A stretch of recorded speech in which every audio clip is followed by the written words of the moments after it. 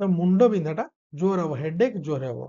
ଆଉ କଣ ହବ ନା ତା ମୁଣ୍ଡ ବି ବୁଲେଇ ପାରେ, ଯେତେବେଳେ ମୁଣ୍ଡ ବିନ୍ଧିବ ଆଉ ମୁଣ୍ଡ ବୁଲେଇବ।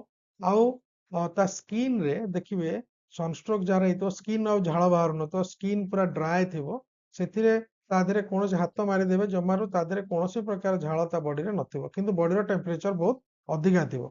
ତେଣୁ ଡ୍ରାଏ ଥିବ ସ୍କିନ୍, ସ୍କିନ୍ କଲର ବେଳେ ବେଳେ କଣ ହେଇଥିବ ନା ଲାଲ ପଡିଥାଇପାରେ, ଡାର୍କ ପଡି ଯାଇଥାଇପାରେ, ବା ବେଳେ ବେଳେ ଦେଖିବେ ସ୍କିନ୍ ର ଗୋଟେ ଲେୟାର ବି ଛାଡି ଯାଇଥାଇପାରେ, ଯୋଉଟାକି ଆମେ କହୁଛନ୍ତି ସ୍କିନ୍ ବର୍ନ କହୁଛନ୍ତି, ପୁରା ଜଳିଗଲା ଭଳିଆ ଗୋଟେ ଲେୟାର ବି ବାହାରି ଯାଇଥାଇପାରେ। ତେଣୁ ଏଇଭଳିଆ ବି ବହୁତ ଅଧିକା ସମୟ ରହିଲେ ବି ଦେଖାଯାଇପାରେ। ଆଉ କଣ ହବ ନା ପେସେଣ୍ଟ ର ଦେଖିବେ ତାକୁ ବାନ୍ତି ଲାଗିପାରେ, ପେଟ କାଟିପାରେ।